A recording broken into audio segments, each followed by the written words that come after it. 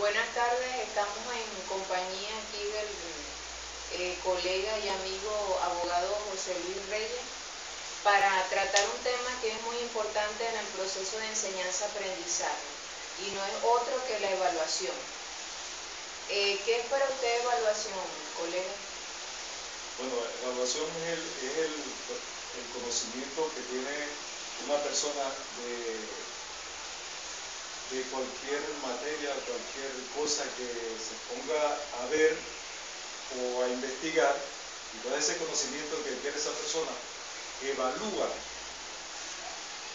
esa materia o esa cosa o ese objeto que está viendo. Entonces eso es para mí la evaluación, la descripción y el concepto que tiene la persona de aquel objeto, de cómo está, qué hace, a qué se refiere y a qué está dedicado tal o cual cosa. Podríamos decir entonces que durante la evaluación o en el proceso de evaluación tiene que haber una observación para verificar, en este caso, en el alumno, cuáles son las debilidades y fortalezas del que está en el proceso de aprendizaje. Sí, precisamente el proceso de aprendizaje no solamente es de una sola persona.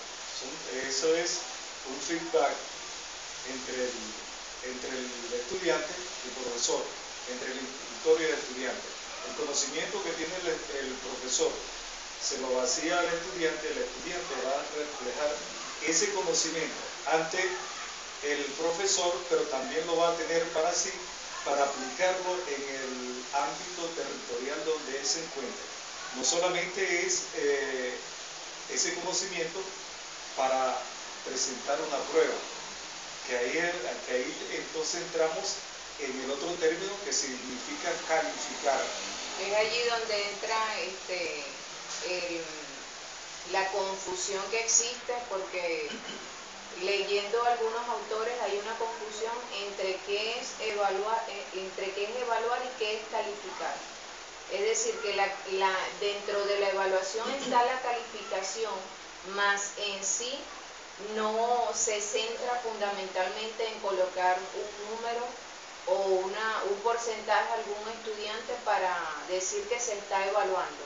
No, ve, la evaluación es el conocimiento que tiene el alumno de una materia X. Entonces, esa evaluación la asume la persona, la internaliza y ya está allí.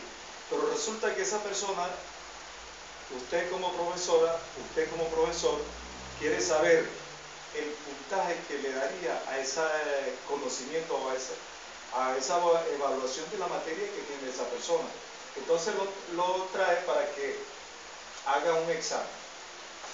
Y ese examen le pone 5 o 10 preguntas que van a ser calificadas por un total de 20 puntos si las preguntas que le puso, ese alumno la contesta correctamente.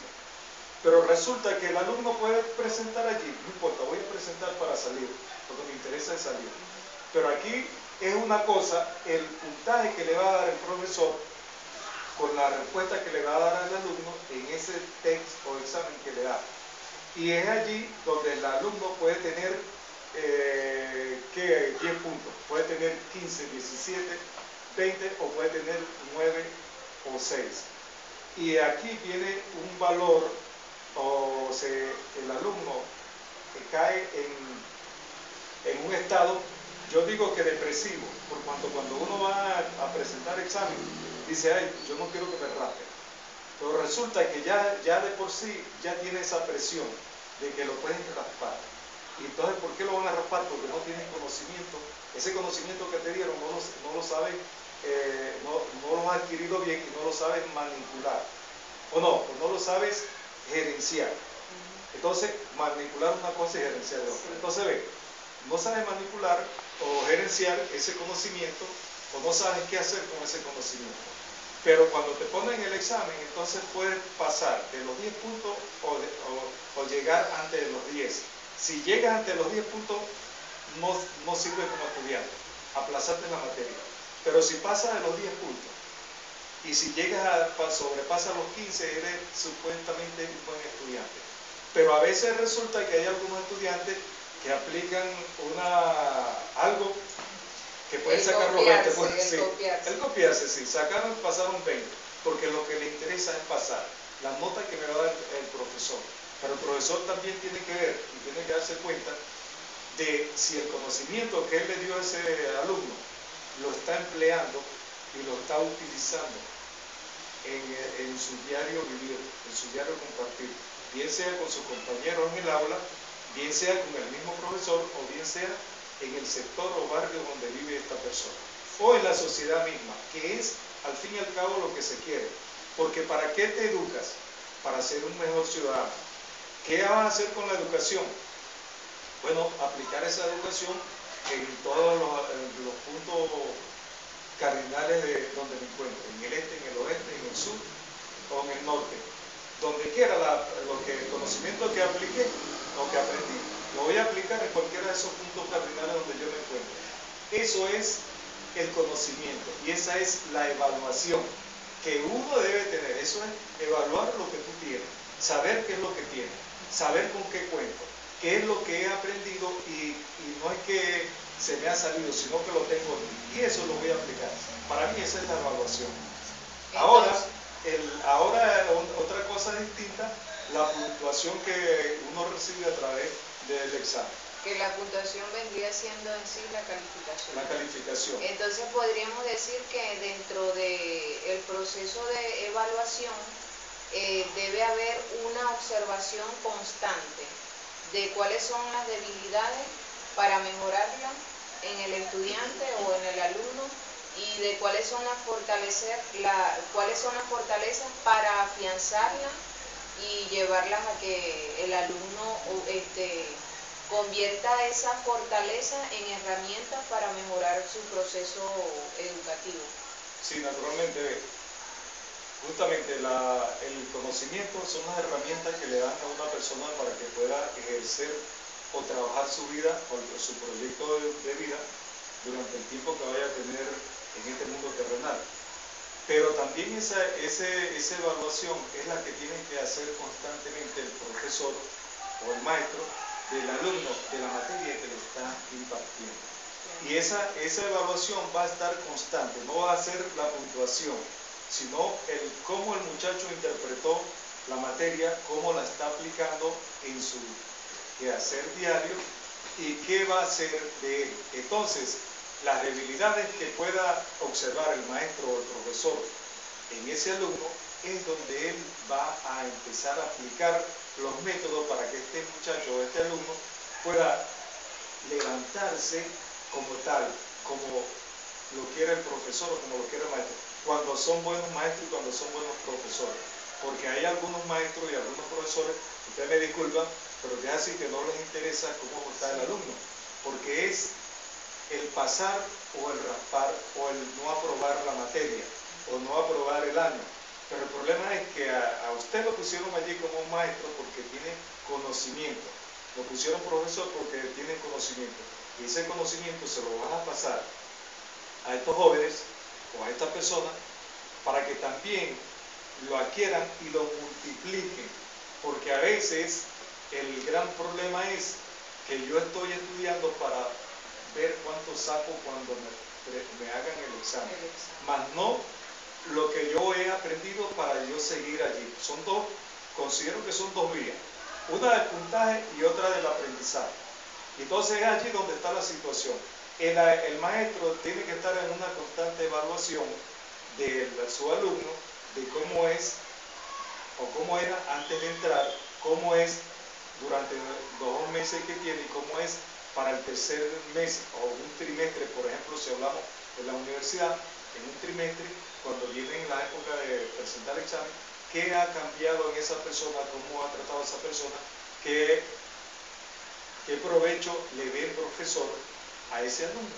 Y es lo que va, ahí es donde está la evaluación constante. El muchacho o el alumno se fortaleció en castellano, se fortaleció en moral, se fortaleció en historia. Bueno, muy bien, me alegro. Pero tiene debilidades en matemática, debilidades en otras materias. Ahí donde el profesor tiene que darse cuenta de él de lo que está haciendo para entonces que esto vaya equitativamente igual. Motivar al Sí. alumno a mejorar. Y esa motivación tiene que ser constante del profesor. Sí. Y tiene que ser un profesor que sea profesor por naturaleza, no por circunstancia. Porque yo voy a dar clase porque necesito dinero. Y no importa, yo tengo 5, 6, 10, 15, 36 o 40 horas de clase y me gano una gran cantidad de dinero que me sirve para hacer X cosas. Pero no importa, yo estoy pasando ahí, yo tengo donde dedicar. No, el problema es que de a ti, como profesor, tienes una responsabilidad con esa gente que te entregaron. Y esas personas tienen que salir de allí preparadas. En la medida que va pasando el tiempo uno va preparándose. Y después que sale también. Entonces eso es lo que tiene que hacer el profesor.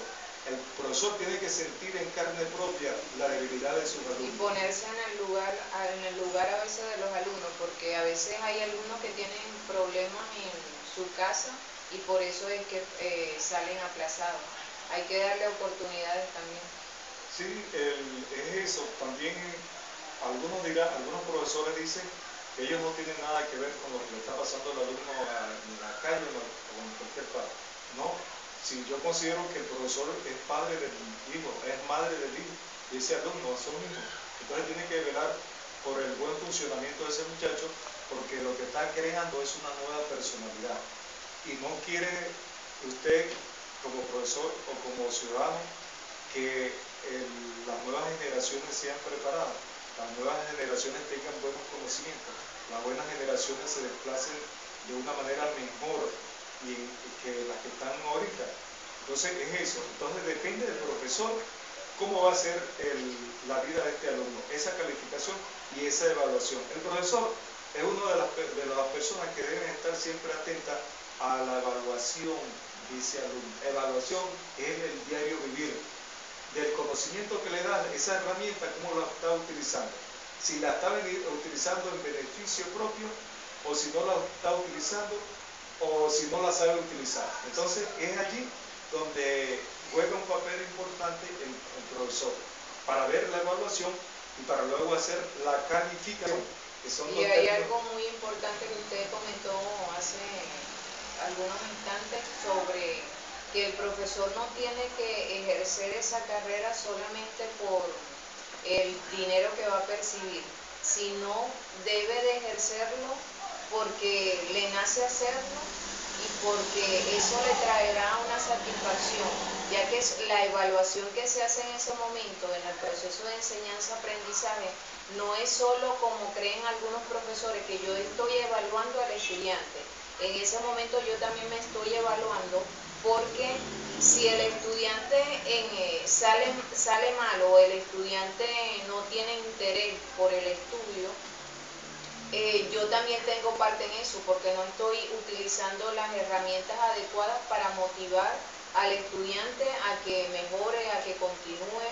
Hay muchos estudiantes que han dejado su carrera a un lado porque se consigue un profesor.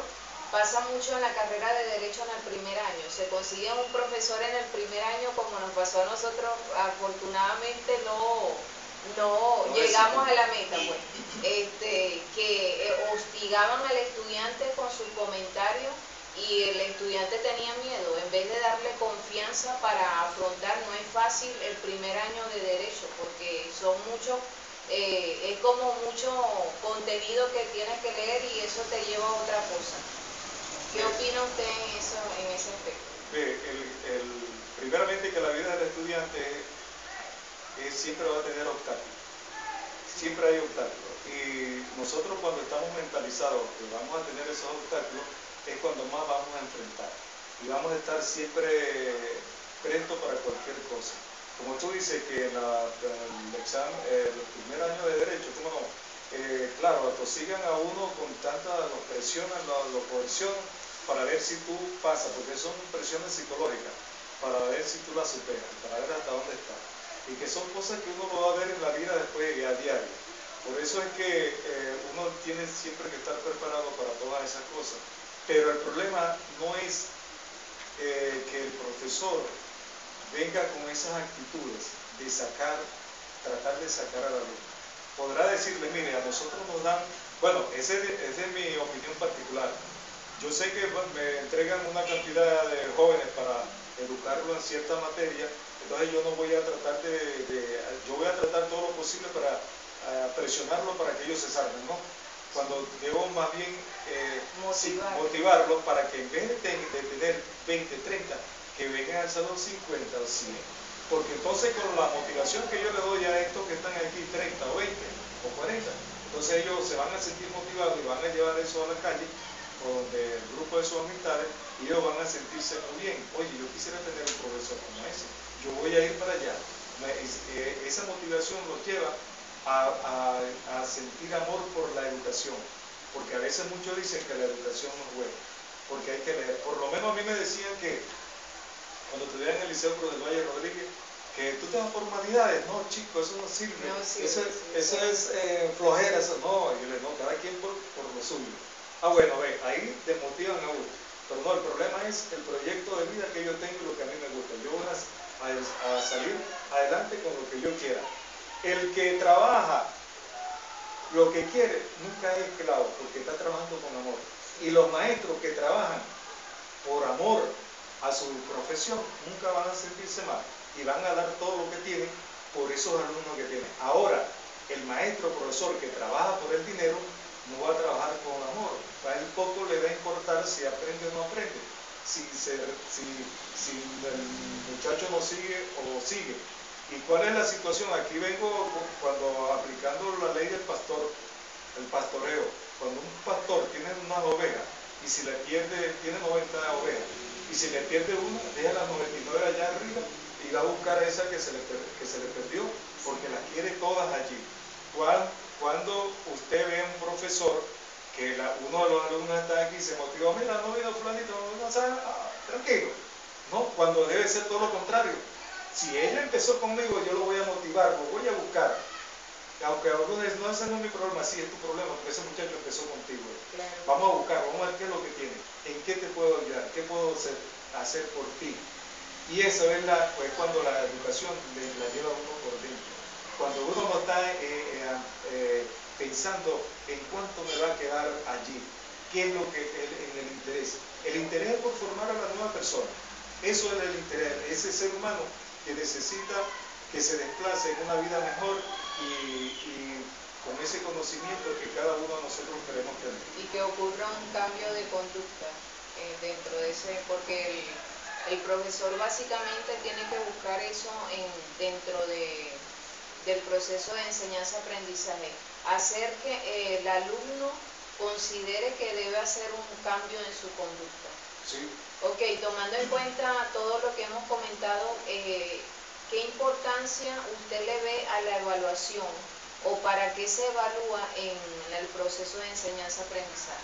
Mira, la evaluación en el proceso de enseñanza-aprendizaje tiene el fin de ver qué grado de conocimiento adquirió el alumno durante el tiempo que estuvo en el aula. Y si el conocimiento que le dio el profesor lo asimiló como debe ser o no lo asimiló. Dependerá entonces de ese conocimiento la evaluación, pero la evaluación tiene que ser constante, no es integral. Sí, integral, tiene que ser integral, tiene que ser constante y sobre todo que tiene que estar a la vista del profesor todo el tiempo, del maestro todo el tiempo, porque ahí se va a evaluar tanto al alumno como al profesor. Y el profesor, cuando se dan cuenta de todo esto, tendrán que ser los más interesados para que los alumnos asistan todo el año a clase y que el alumno no pierda una clase. Cuando uno le agarra amor a la clase, cuando uno se lleva bien con el profesor con los alumnos, no hay ningún alumno que quiere faltar. Yo por lo menos lo digo por mí. Y cuando uno tiene ese proyecto de seguir adelante, cuando yo era estudiante, yo decía que, bueno, falté en los 5 años que estuve estudiando Derecho, falté 2 veces. Y eso porque se murieron 2 tíos míos un día viernes, era un día viernes. Bueno, y mi mamá me dijo, vamos, no tenía que ir con ella, pero del resto no, todo el tiempo. porque ahí está aplicándose esa evaluación. Y no quiero dejar de agarrar este conocimiento porque me va a fallar la evaluación que llevo. ¿Verdad? Todos los días estamos poniendo allí. Y esta evaluación que estamos haciendo a diario, eso se va multiplicando. De tal manera que cuando yo llegue allá, mi conocimiento va a ser más amplio y mi evaluación tiene que ser amplia, que es distinto a la calificación, que es la confusión que hay entre evaluación y calificación. Es tomando en cuenta el modelo que se aplicó hace algunos años sobre la educación lancasteriana, donde el aspecto bueno era que los alumnos que eran más sobresalientes los preparaban para ayudar a los que tenían deficiencia, pero el aspecto negativo era que los castigaban, o sea, si salían mal en la evaluación o las pruebas que se le hacían desde el punto de vista de la calificación, tenían un castigo por eso. ¿De qué manera en Venezuela hemos mejorado ese aspecto? ¿Si hemos avanzado o todavía seguimos en aquel modelo? Sí hemos avanzado. En cuanto a la educación lancasteriana, cuando se preparaban a esos alumnos para que fuera a darle clase al otro, ya ahí se ve un desprecio del profesor o el maestro por el alumno que no salió. Cuando es la responsabilidad de este profesor de ir allá a buscar a ese alumno. ¿Qué es lo que estoy diciendo?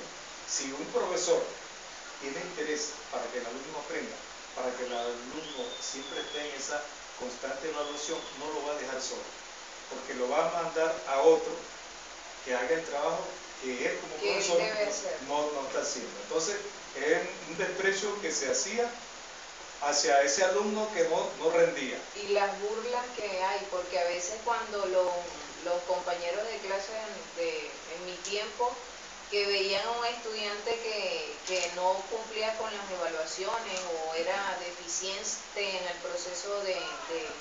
el proceso que estaba desarrollando, comenzaba la burla, que eres bruto, y entonces por allí se va perdiendo como un poco el respeto que debe existir en un ambiente de clase. Sí, precisamente es ahí donde se dejaban los valores y se perdieron una gran cantidad de valores por eso. Y en ese proceso de aprendizaje de esa educación lancasteriana, entonces, cuando tú me preguntabas antes que cuál es el cambio, sí hay cambio, porque ahorita por lo menos con la ley de educación, la ley orgánica de educación que todos debemos de leer, aunque tú no seas profesor, pero eres padre o madre, tú tienes que tener esa ley. O aunque no sea abogado. Aunque no sea abogado, tienes que leerla, porque de ti va a depender una gran cantidad de cosas y también de dar hacia la gente que está a tu alrededor. Porque muchas veces dentro de los consejos comunales se necesita la opinión de alguien. Y a veces que nadie da opinión porque no conoce nada del tema. Y allí se consiguen los principios que deben regir en las instituciones educativas. Sí, ajá. Y ahora otra cosa, que a partir del año 1999, cuando se hace esta Constitución de la República Bolivariana de Venezuela, los artículos 102 y 103 son claros en cuanto a la educación que nosotros debemos tener, en cuanto a la educación que debemos formar. Y se dice una educación liberadora y una educación que debe tener el respeto del profesor hacia el alumno, que es la diferencia que tenemos en cuanto a esa educación lancasteriana, que por lo menos un maestro cuando iba a enseñar tenía una correa grandísima, sí, tenía una palmeta, una regla, y tenía que el muchacho iba no pendiente a lo que iba a aprender, sino a evitar que el maestro le pegara. Y si ese maestro le pegaba, entonces cuando llegaba a la casa también le daban otro toque. Sí. Era totalmente diferente. Entonces no había ese amor por la educación, pero también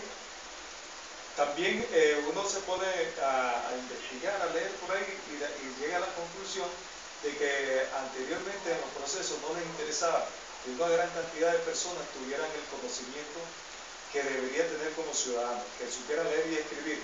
¿Por qué? Porque le interesaba mantenerlos en la ignorancia. Pero ahí también entramos dentro de esa educación lancasteriana, que totalmente cambió con esta educación que está aquí en el artículo 103 y 104 de la Constitución de la República Bolivariana de Venezuela. Ahora bien, sí hay cambio bastante por cuanto a la educación ha sido distinta. La forma de estudio ha sido distinta. La forma en cómo los maestros se han venido preparando también ha sido distinta. Y hoy vemos una gran cantidad de maestros que todos los días están estudiando, se están preparando. ¿Para qué? Para llevar ese conocimiento. Digamos que ha habido un cambio de conducta también dentro del proceso educativo venezolano. Sí, ese cambio de conducta ha ido desplazándose por esa buena... Vamos a poner no voy a decir que mala conducta anterior, porque era el proceso, era el proyecto que tenía. Los cambios o sí. la evolución que tenía que existir. Sí, la evolución y viviendo los tiempos adecuados. Por ejemplo, uno tiene que vivir de acuerdo al tiempo en que está. Estamos en el siglo XXI. En la primera década, segunda década del siglo XXI. Ajá. No puede ser la educación hoy igual que hace 14 años. Tiene que ser diferente. Y a medida que va pasando el tiempo, las personas los maestros por lo menos, tienen que ir preparándose y tienen en una educación mucho mejor. Hoy por lo menos en estos días estaba hablando el ministro de Educación en cuanto al contrato colectivo donde la gente, los profesores y maestros salieron 500.000 beneficiarios con ese contrato. Ellos dicen sí, nos dan alimentación, nos dan tickets, nos dan tal, cosas que no tenían antes. Y un sueldo del 97% de lo que ellos ganaban. Un aumento. Dividido en varios periodos. Bueno, eso cambia el sistema de educación que tiene que tener la persona, porque tienen que recibir las personas. Y por otro lado, el gobierno le ha facilitado a los alumnos una gran cantidad de edificaciones, la forma de cómo estudiar, dónde hacer. Y está allí la situación de que cada uno de nosotros querramos o queremos hacer las cosas como debe ser. Un maestro, un profesor, tiene que dedicarse con amor, con cariño a su profesión de maestro, de darle la enseñanza necesaria a esa alumno que le han llevado ahí a esa aula para formar nuevos ciudadanos. Es allí donde el gobierno está empeñado en hacer las cosas por el ser humano, no tanto por lo material, sino por el ser humano. Porque mientras tengamos un ser humano consciente y educado, las cosas, la forma de vida va a ser distinta a la que hemos vivido hasta el presente. Tomando un poco en cuenta ese artículo 102 que habla sobre el potencial creativo, es decir, que anteriormente la educación se basaba en que el profesor decía algo y eso era lo que nosotros teníamos que repetir. De hecho, habían profesores que no les gustaba que un alumno hiciera interpretación, sino que decir todo, por decirlo de alguna manera coloquialmente, al caleta.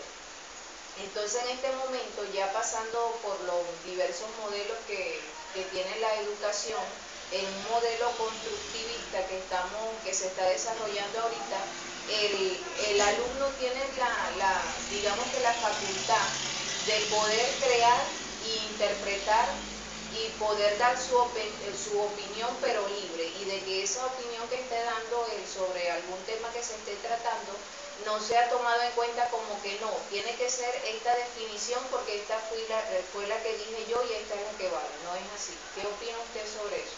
Sí, estamos en el artículo 102 y 103, dice que una educación liberadora.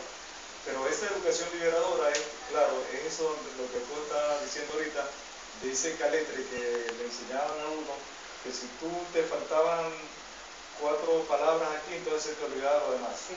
Cuando decía el Caletre estaba bien, pero no dejaban que el estudiante pensara. Y esa liberación es eso lo que se quiere, que el estudiante lea e interprete la lectura que está allí. Y en la manera que él la vea, que él la interprete, él va a dar su opinión. Y esa opinión tiene que estar acorde según con lo que se esté planteando allí. Y es por eso que no pueden decir que está mal ni que está esto, porque no pueden poner tal cual lo que está en el libro. Porque deben de tomar lo bueno y si el profesor considera que alguna de lo que dijo está fuera de lugar del tema que se está tratando, lo que tiene es que corregirlo, más no decirle que está del todo malo. Porque de todo eso que dijo, algo bueno tiene que haber allí. No, pero precisamente es que tiene que haber a veces las cosas malas y las buenas. Si ese alumno está diciendo cosas buenas, pero de aquí digo cosas malas, no lo tengo por qué reprimir, porque eso no se dice, no. ¿Qué te da motivo a ti para decir esto? Porque él tiene que tener una opinión sobre eso. Porque vio este positivo, pero en este positivo él vio algo que es negativo y allí es donde está. Esa es en cuanto a la educación liberadora, que te deja pensar, te deja hacer y te deja realizar. Por eso cuando uno entra a un aula de clase y sale, tiene que haber aprendido algo para irlo a aplicar allá en la comunidad donde tú estés o en cualquier parte donde uno se encuentre. Es allí la educación. Ahí tú vas a notar si la persona es educada o no es, porque hay muchas personas que han ido a las universidades, han hecho posgrado y tal, y tú lo ves como cualquier otra persona. Y el lenguaje igualito, la forma de ser, y una persona que se meten en un mundo chiquitico así, cuando deben estar en un mundo amplísimo. ¿Ves? Entonces, parece que viven amargadas. Y cuando la educación es liberadora. La persona que lee, la persona que estudia, tiene que ser liberada, tiene que tener una mente amplia, tiene que saber de todo. Considero yo. A partir del momento que tú empezaste a leer, aprendiste la lectura, tú te tienes que meter en la autopista de la información y pasearte a nivel mundial, estando en un solo punto, pero estás aprendiendo. Y ese aprendizaje, ese conocimiento es la evaluación que tú vas a tener a diario, que te va a dar la persona, que te va a dar el otro. La evaluación no te la das tú, te la da otra persona. Ya para concluir, ¿qué mensaje usted le daría a esos profesores o docentes para, tomando en cuenta la evaluación, para que el proceso de enseñanza-aprendizaje sea de manera eficaz? Para que el proceso de enseñanza-aprendizaje tenga que ser eficaz, los profesores, maestros, y todo el que le toca en un momento dado ser docente, tiene que primero saber que está allí puesto para enseñar ese conocimiento que tiene a un grupo de personas. Y que para enseñar tiene que haber una fluidez del ser humano hacia el ser humano. No de yo como profesor, alumno que no sabe, yo el que sé soy yo, no, todos saben.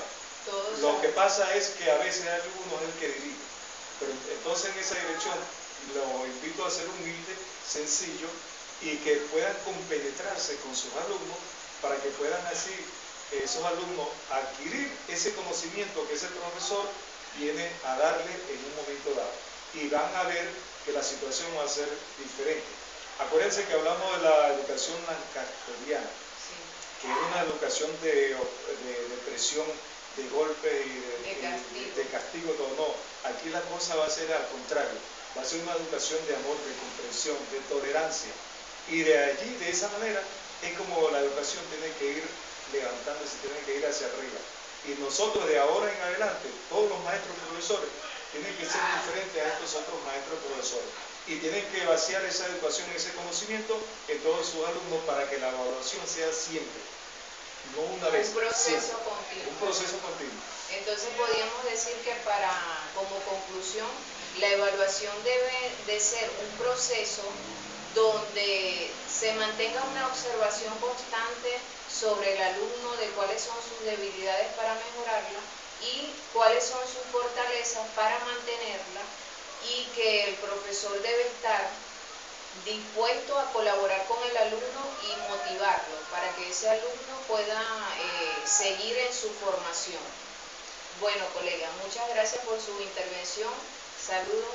Bueno, gracias a ti, gracias, y ojalá que todo esto lo que pudimos hablar aquí sea propicio y sea un base para cada uno de los profesores o alumnos, o todas aquellas personas que puedan ver este mensaje, para que apliquen los que son profesores y para que apliquen los que son alumnos algunas de las cosas que dijimos aquí, pero que vaya en beneficio del ser humano. Okay. Gracias.